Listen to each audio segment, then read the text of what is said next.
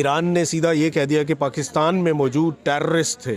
वो पाकिस्तान को इस हद तक बिजी करना चाहता है कि वो चाहता ये है कि पाकिस्तान मल्टीपल फ्रंट्स पे बिजी हो जाए। क्राइम किया गया पाकिस्तान के खिलाफ ईरान की जानिब से, तो उसका जवाब जाना बहुत ज़रूरी था। ईरान ने ये बहुत बड़ी गलती की थी। 7 डिफरेंट लोकेशंस पे पाकिस्तान की तरफ से रॉकेट्स, फिर साथ में कामकाजी ड्रोन्स वो इस्तेमाल किए गए। ईरानी जो सिक्योरिटी के ज़राए हैं उनका भी यही कहना है कि नो जो मरे हैं वो ईरानी नहीं है।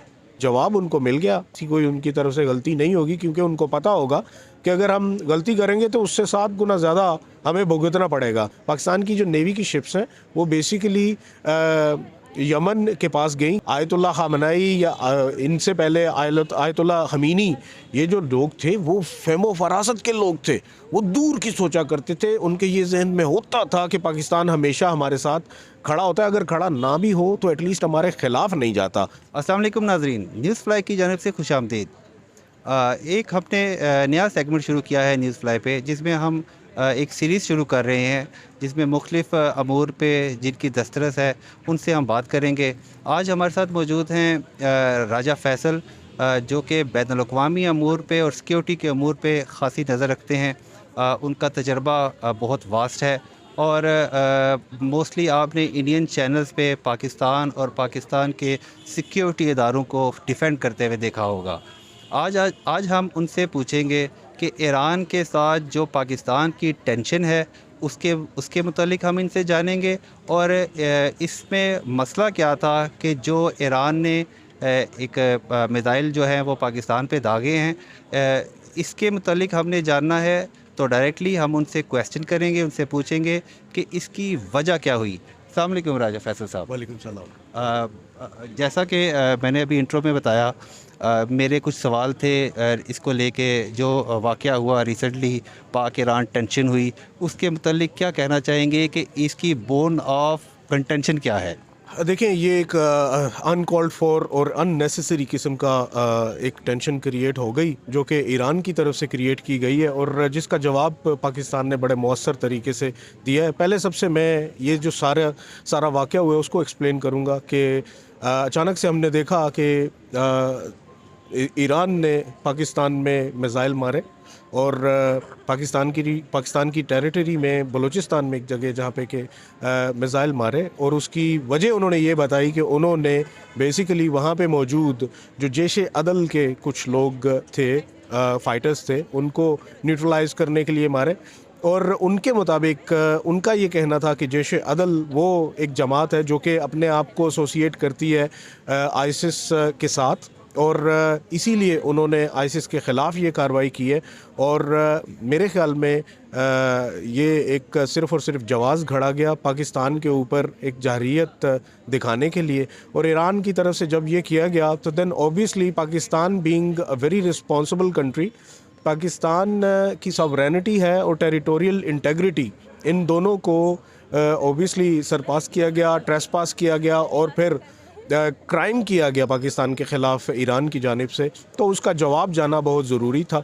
हमने क्या देखा कि रादर दैन ईरान इस पे माफ़ी मांगता या कुछ और बात करता, ईरान ने सीधा ये कह दिया कि पाकिस्तान में मौजूद टेररिस्ट थे जिनको कि हमने न्यूट्रलाइज़ किया। वी ऑलरेडी नो कि पाकिस्तान की फोर्सेस जो हैं बलूचिस्तान के रीजन में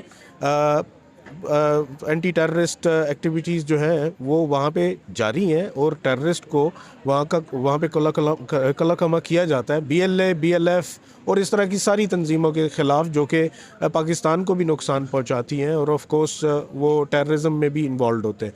यहाँ सबसे इम्पॉर्टेंट बात यह है कि पाकिस्तान की तरफ से जो कुछ किया गया वो ऑफ कोर्स पाकिस्तान ने ये बावर कर दिया ईरान को कि हम 24 घंटे के अंदर अंदर जवाब लेने के काबिल भी हैं, और प्रिसाइजली उन्हीं जगहों पे हम कार्रवाई करेंगे जहाँ पे कि हमें मालूम होगा कि कौन कौन सी लोकेशंस हैं। इट मीन्स कि हमारी इंटेलिजेंस एजेंसीज़ पहले से प्रिपेयर्ड थी, उनके पास पहले से ही इंफॉर्मेशन थी कि ईरान में कौन कौन सी जगह पे कौन कौन से लोग, किस किस तंजीम के लोग वहाँ पे मौजूद हैं।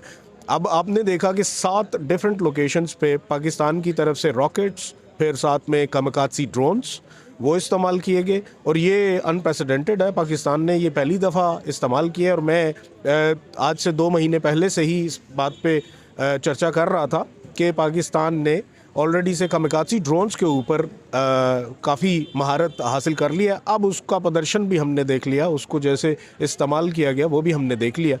यहाँ सबसे इम्पोर्टेंट बात यह है राहत के मुझे लगता है कि ईरान ने ये बहुत बड़ी गलती की थी और ईरान शायद ये समझ रहा था कि वो वेस्टर्न फ्रंट पे, उसके वेस्टर्न फ्रंट पे जो वो इराक और सीरिया के साथ करता है, वहाँ पे जब दिल चाहा मिसाइल मार दिए, रॉकेट मार दिए और उसको कोई वहाँ से जवाब नहीं मिलता, उसको शायद ये लगा कि पाकिस्तान जो कि उसकी पुष्ट पे एक मुल्क है जो कि हमेशा ईरान के साथ खड़ा रहता। पाकिस्तान के जो हमारे नेबरिंग कंट्रीज़ हैं, चाइना के बाद अगर किसी से अच्छे हालात रहे हैं भाईचारे के तौर पे, वो ईरान के साथ रहे। और ईरान को कभी भी पाकिस्तान से या पाकिस्तान को कभी भी ईरान से कोई तकलीफ़ नहीं हुई। ये एक अजीब सा उन्होंने जवाब ढूंढा और उसके तनाजुर में पाकिस्तान के ऊपर ऐसे फायर किए। तो मेरे ख़्याल में मुझे ये लगता है कि ये उनकी तरफ से गलती हुई थी और उसका जवाब उनको मिल गया। और अब आने वाले दिनों में हमें नज़र आएगा कि ऐसी कोई उनकी तरफ से गलती नहीं होगी, क्योंकि उनको पता होगा कि अगर हम गलती करेंगे तो उससे 7 गुना ज़्यादा हमें भुगतना पड़ेगा। इसी तनाजुर में 7 जगह पे, डिफरेंट जगह पे 20 माइल के रेडियस में सरावान सिटी ईरान का, वहाँ पे ये हुआ, जिसके तनाजुर में कि 9 लोग वहाँ पे मरे। और ईरानी मीडिया ने भी और ईरानी जो सिक्योरिटी के ज़राए हैं उनका भी यही कहना है कि 9 के 9 जो मरे हैं वो ईरानी नहीं है, वो इधर से ही उधर गए हुए हैं, BLA BLF के, जिनको कि मारा गया। सो दैट मीन्स कि हमारी intelligence agencies they were on target, bang on target. उन्होंने बंदे ही वो मारे हैं जो कि थे ही BLA BLF के। तो नहीं, इसमें जैसे कि उन्होंने जो अटैक किया कोहे सब्ज़ पे, कोहे सब्ज़ ये जो इलाका है, क्या यहाँ पे क्या वाकई कोई दहशतगर्द ऐसे थे जो कि ईरान को मतलूब थे और ईरान ने कोई पाकिस्तान के कोई ज़ाहिर बात है इनके इंटेलिजेंस शेयरिंग भी होती है, उसमें क्या ईरान ने पहले इनको कहा था कि जी यहाँ पे हमारे कुछ टेररिस्ट हैं जो हमारे मुल्क में ऐसी सरगर्मियों में मुलविस हैं?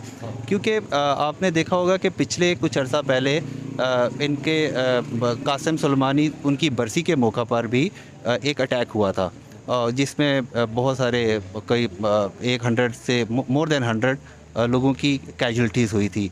क्या ये उसके साथ कोई लिंक करता है जिस पे ईरान ने कहा था कि हम बदला लेंगे? देखिए, इट्स हाईली अनफॉर्चुनेट जो कि ईरान में हुआ। कासिम सुलेमानी, जनरल कासिम सुलेमानी की बरसी थी, जिसके मौका पे कि वहाँ पे एक नहीं 2 सुसाइड अटैक हुए। पहले एक अटैक हुआ, फिर जब बंदे थोड़े से इकट्ठे हुए फिर एक और अटैक हो गया।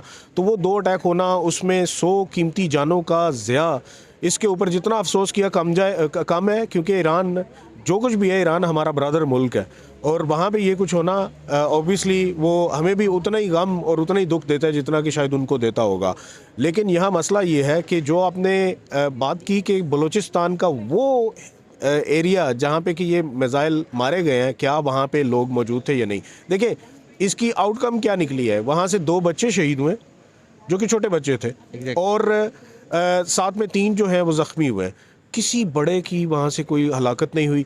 मैं ये नहीं कहता कि शायद वो किसी न किसी तरीके से टेररिस्ट के साथ अटैच नहीं होंगे या क्या नहीं होगा, किसी न किसी तरीके से उनको कोई इंटेलिजेंस होगी कि शायद यहाँ पे वो खुद नहीं रहते लेकिन उनकी कोई फैमिली का घर रहता होगा, क्योंकि ये जो एरिया है ये फार फ्लंग एरिया है जो कि दूर दराज का इलाका है। बलूचिस्तान बहुत बड़ा है, वहाँ पे अगर ये किसी पहाड़ी सिलसिले में कहीं पे एक छोटा सा घर बना के चोरी छुपे रह रहे हैं तो उस तक किसी ने अपनी फैमिली रखी हो और वो उसके बच्चे हो, तो जिनकी के वहाँ पे वफात हुई हो या वो वहाँ के मुकामी हो और वो हटके रह रहे हो और हटके रहने की वजह से इस तरह की जब इंटेलिजेंस होती है, जब वो ऊपर से इमेजेस लेते हैं, सैटेलाइट इमेजेस लेते हैं, क्योंकि हमारे पास ये भी रिपोर्ट्स हैं कि इरानियन ड्रोन्स जो हैं वो सर्वेलेंस के लिए काफ़ी दफ़ा ऊपर फिरते रहे। एक ड्रोन को तो पाकिस्तान ने मार भी गिराया था कुछ अर्सा पहले।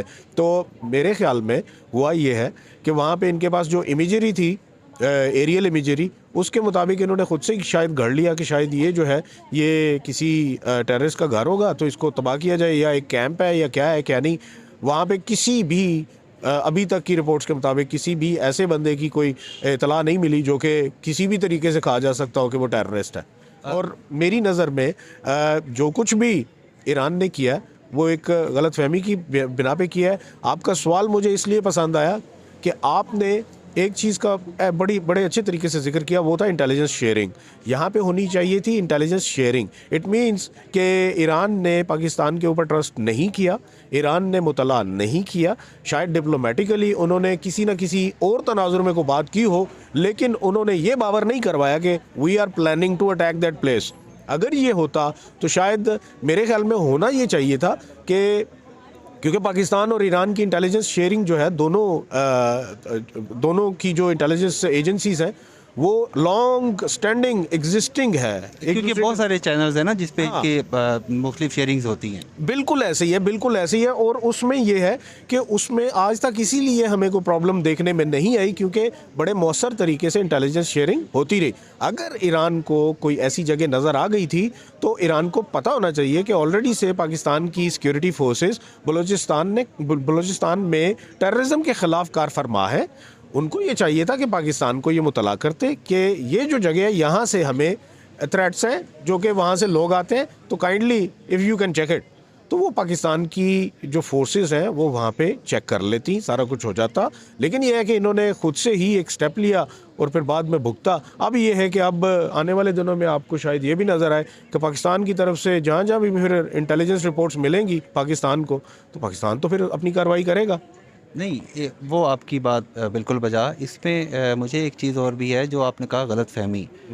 ईरान को कुछ अपनी गलत फहमी है कि वो बहुत बड़ी पावर हो गया है। जो गल्फ़ में मामलात है, इसको लार्जर पिक्चर में अगर हम देखें तो क्या उसको ये गलत फहमी है कि मैं बहुत बड़ी पावर बन गया हूँ, जैसे वो प्रॉक्सीज, हमेशा मास्टर ऑफ प्रॉक्सीज कहा जाता है ईरान को।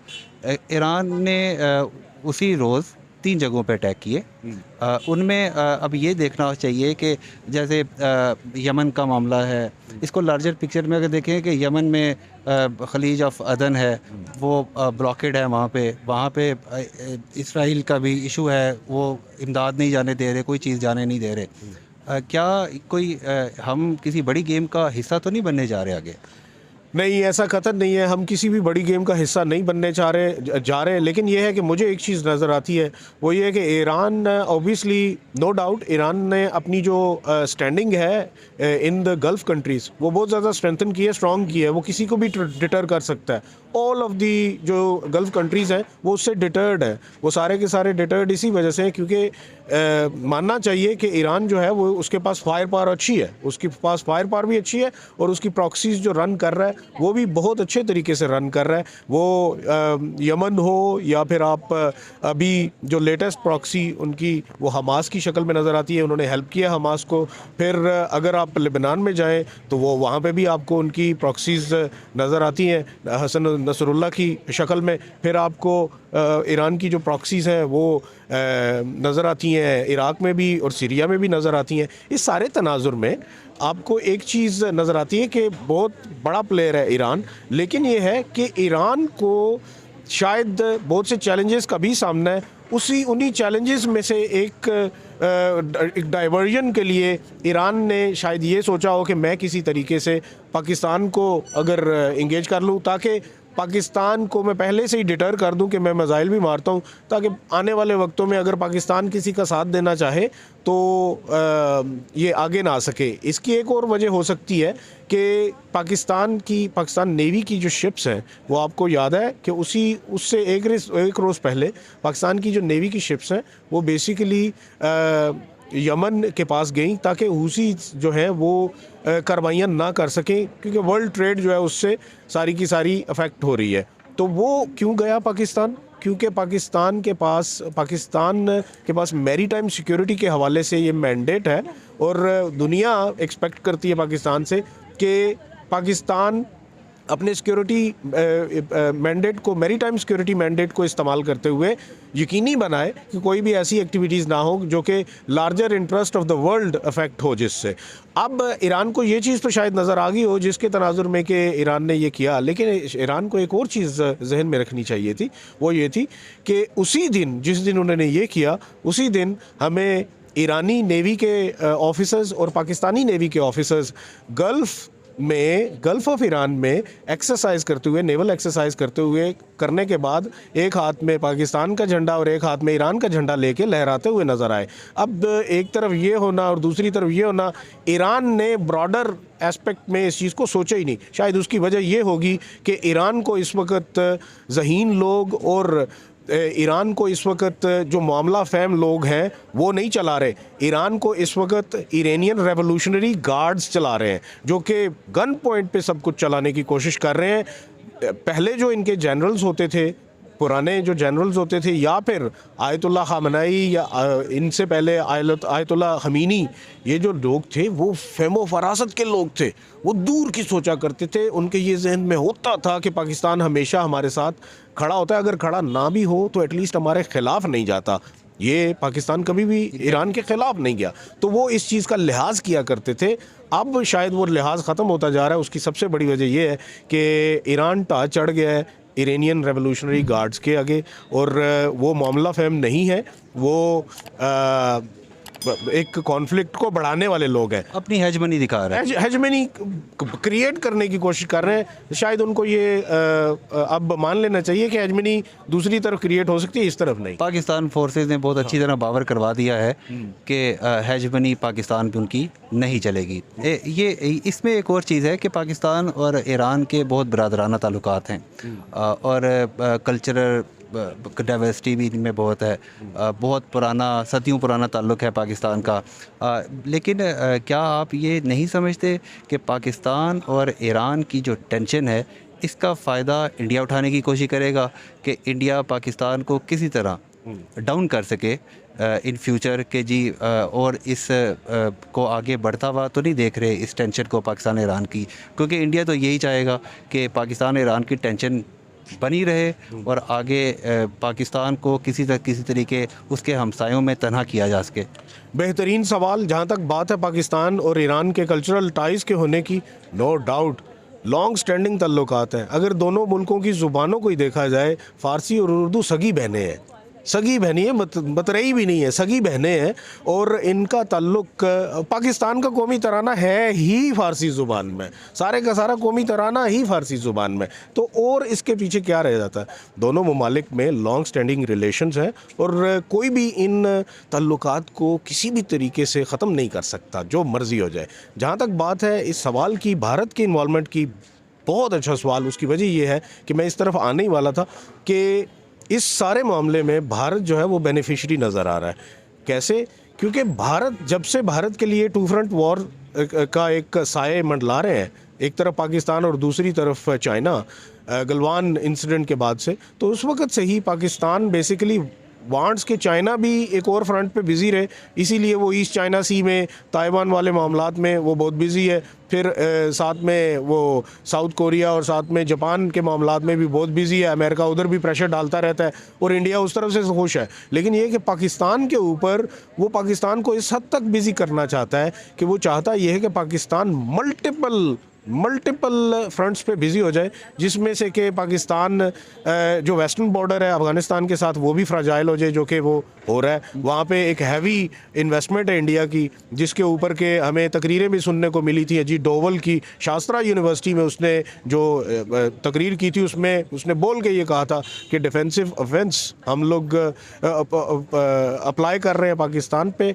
जिसके तनाजुर में कि हम लोग दूसरे वेस्टर्न फ्रंट से पाकिस्तान को इंगेज करेंगे। वो कर रहे हैं, आज भी कर रहे हैं। और इंडिया के साथ तो हमारा लाइव बॉर्डर है ही, ईस्टर्न फ्रंट भी हमारा लाइव है। तो अब साउथ वेस्टर्न फ्रंट एक ऐसा रह जाता था जो कि ईरान के साथ बॉर्डर है, तो वो किसी ना किसी तरीके से हमेशा से इंडिया की ये चलती रही कि पाकिस्तान को उधर भी इंगेज किया जाए। इसी तनाज़ुर में हमने देखा कि चाबहार के तासुर में उन्होंने ईरान के साथ, क्योंकि ईरान को भी गर्ज़ है इंडिया से, वो गर्ज़ ये है कि 400,000 barrels a day every day crude oil India Iran से ख़रीदता है, जो कि बहुत बड़ी, डॉलर्स में बहुत बड़ी रकम है। तो वो ऑब्वियसली ईरान को वो पैसे तो चाहिए हर सूरत में, पेट्रोल बेचने के लिए एक उनको गाहक मिला हुआ है। दूसरी बात ये है कि चाबहार के सिलसिले में उन्होंने ये कहा था कि हम इस पे इन्वेस्ट करेंगे और हम यहाँ से काबुल को और कंधार को ज्वाइन करेंगे। और पाकिस्तान की ज़रूरत ही नहीं पड़ेगी और सी पैक का पैरेलल हम लोग बना लेंगे। अब उसी तनाजुर में हमें ये नज़र आया कि कुलभूषण जाधव जैसे लोग जो कि पाकिस्तान में ईरान के रास्ते ही एंटर होते हुए पकड़े जाते हैं। फिर आपको ये भी पता ईरानी पासपोर्ट पे ईरानी पासपोर्ट उसके पास एक्स्ट्रा था, लेकिन यह है कि एक पासपोर्ट उसका जिसके इंडियन ही पासपोर्ट था जिसके ऊपर नाम उसका मुबारक हुसैन पटेल लिखा होता है, उसके ऊपर 17 विजिट्स होते हैं। अब मैं नहीं मानता कि इनकी जो इंटेलिजेंस एजेंसी है वो इतनी की नाअहल है कि वो एक बंदे को भांप ना सके, जांच ना सके कि कौन है और कौन नहीं।